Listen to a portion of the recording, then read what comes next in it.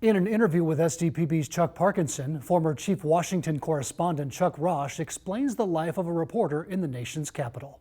You've been a political reporter for a long time. You've Mhm. reported on many stories and issues. From a reporter's perspective, what should we know? The profession has just totally changed, Chuck, and I don't like a lot of what's going on in my profession.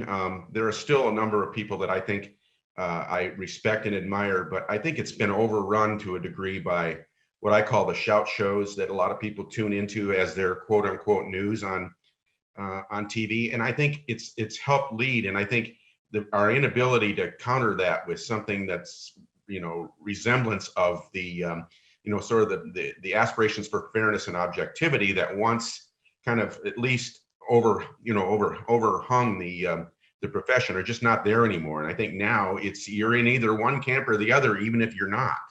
And it's not a good situation that our country is in right now as regard. And I'm hoping that we can get through this period of real extreme partisanship and maybe get back to a lot of those principles that Tocqueville and others talked about.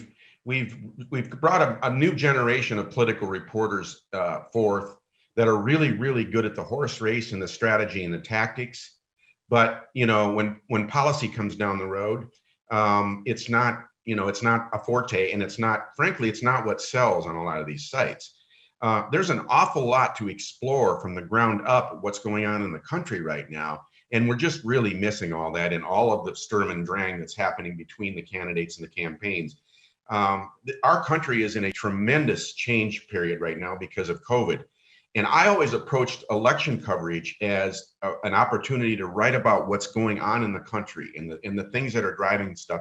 And then you apply what the campaigns would do to certain things.